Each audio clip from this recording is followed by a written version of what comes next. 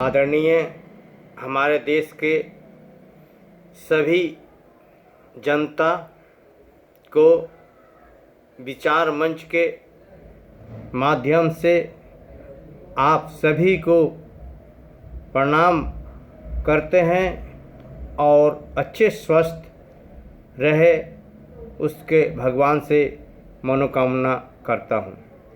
इसके बाद मैं आज अपने विचार मंच के माध्यम से आप लोगों को अपना एक बढ़ती हुई समाज में कमी के बारे में आप लोग के सामने मैं अपना विचार प्रकट कर रहा हूँ, जिसे कि आप लोगों ने देखा होगा कि अपने देश के सांस्कृतिक व्यवस्था जिस प्रकार से है उसमें वास्तविक में कमी कहाँ से क्रिएट होता है, कहाँ से बनता है।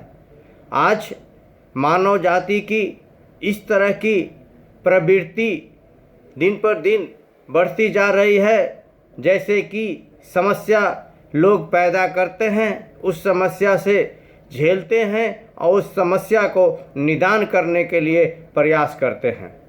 ये तीनों काम हम सभी मानव समाज और के द्वारा ही की जाती है और उससे हम सभी लोग प्रभावित होते हैं। इस पे हम सभी व्यक्ति को एक विचार करना चाहिए और इससे हम लोग को आगे सुधार की नीति अपनाना चाहिए। जिस प्रकार से आप लोगों ने बहुत फील भी किए होंगे और महसूस भी किए होंगे और देखे भी होंगे और अपने जीवन में उसको प्रयोग भी आपके जीवन में हुआ होगा, लेकिन हम सभी मानव प्राणी इस चीज़ पे ध्यान नहीं देते हैं कि वास्तविक में हमारे पास समस्या आती क्यों है। आने के बाद हम उससे परेशान होते हैं और उसे निदान के लिए सोचते हैं। इस पर हम लोग कभी ध्यान नहीं देते हैं, केवल हम प्रयास करते हैं कि इससे समस्या से निदान कैसे मिले और इससे हम मुक्ति कैसे प्राप्त करें। वास्तविक में समस्या के मुख्य जड़ पे अपना ध्यान को एकत्रित करना चाहिए और उस जड़ को ही मिटाने का प्रयास करना चाहिए, तभी हम मानव प्राणी वास्तविक में उस समस्या से मुक्ति प्राप्त करेंगे। देखिए, हम समाज को और भारत के संस्कृति के व्यवस्था को समझिए कि दिक्कत आती कहाँ है। हम सभी परिवार एकजुट होकर रहते हैं। आप एक सीढ़ी वाइज चलिए, आगे आपको परिवार में डिवाइडेशन होता है, अलग अलग भाई होता है और अपना कार्य अलग अलग देखना शुरू कर देता है। लेकिन आप उस चीज़ को एक समय निर्धारित व्यवस्था से वंचित होने के बाद करते हैं। इसका बहुत बड़ा इफेक्ट अपने जीवन पे और समाज पर आता है। जिस प्रकार से आप 5-7 भाई हैं और उस समय बंटवारा होता है जब कि आपके परिवार में, आपके घर में सारी प्रकार की समस्या का आगमन हो रखा है। आप लोन से पीड़ित हो रखे हैं, जितने भी भाई का हिस्सा पड़ता है उसमें आपका लोन ही दिया जाता है। उसका मुख्य उद्देश्य होता क्या है कि एक व्यवस्थित विचारधारा के आधार पे हम लोग अपने भाई में बंटवारा नहीं करते हैं और मुख्य बुराइयां जो है उसका आगे जीवन के समाज में अब भाई में एक तरह की जो एक सुंदरता सोच होती है वो आपको ख़त्म होती जा रही है। हर व्यक्ति एक दूसरे के दोष में लगे जाते हैं कि ओ भाई ऐसे कर दिया, ओ भाई ऐसे कर दिया, उसने ये कर दिया, उसने एक कर दिया। एक जो प्रेम भाव की विचारधारा की बंटवारा होती है वो हम लोग के देश में बहुत ही ख़त्म होती जा रही है। और बंटवारा का मुख्य कारण होता है कि हम सभी व्यक्ति एक दूसरे से दुश्मनी पैदा करते हैं, इसके बाद बंटवारा के उद्देश्य लेते हैं। यह हमारे देश के सांस्कृतिक व्यवस्था में बहुत बड़ी आगे समाज में बुराई पैदा हो रही है और मानव जाति के जीवन में आने वाला आनंद दिन पर दिन खत्म होती जा रही है। और मुख्य कारण बंटवारा के आप देखे होंगे कि कम से कम 99% बंटवारा का समस्या जब भी आती है तब कि सभी भाई को शादी हो जाता है।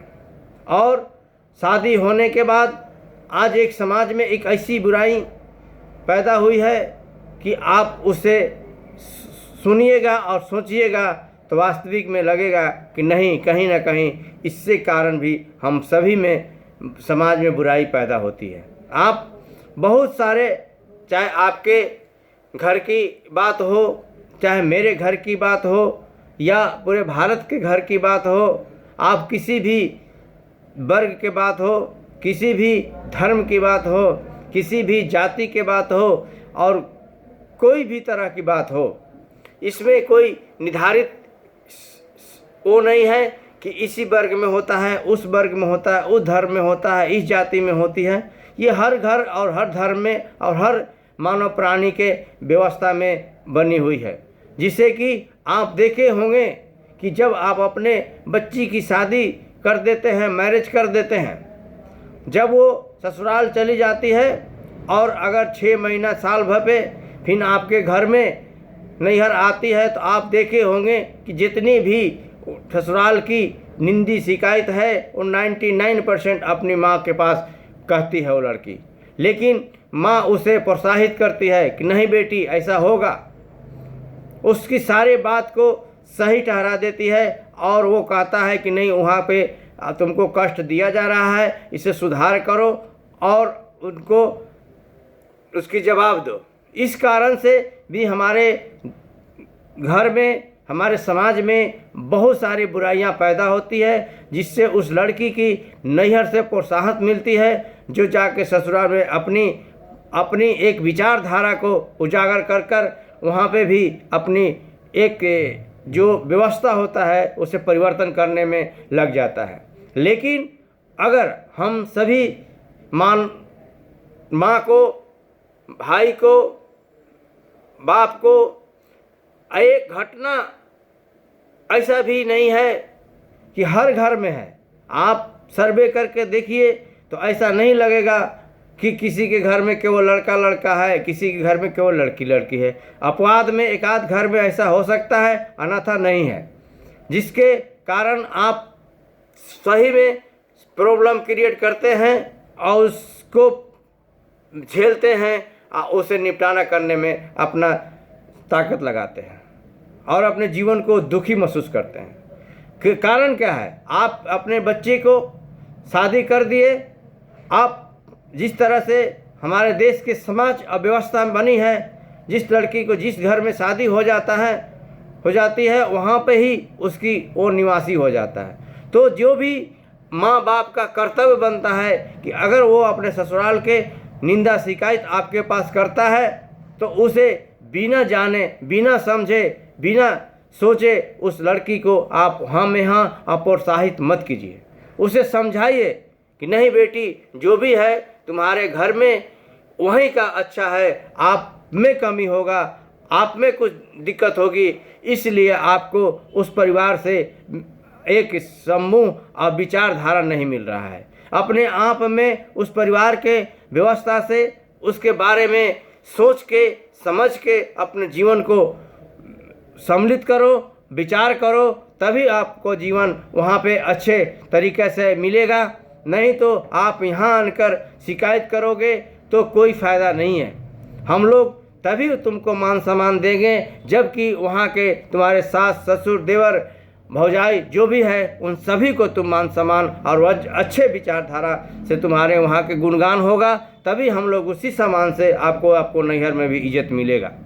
आप इस तरह की अपने बच्ची को समझाकर पहले बार में ही अगर आप उसको सपोर्ट नहीं कीजिए, देखिए आपका घर किस आधार पे चलेगा और ये समाज के जो बुराई है वो ज़रूर कम होगी और धीरे धीरे इसमें सुधार होगी।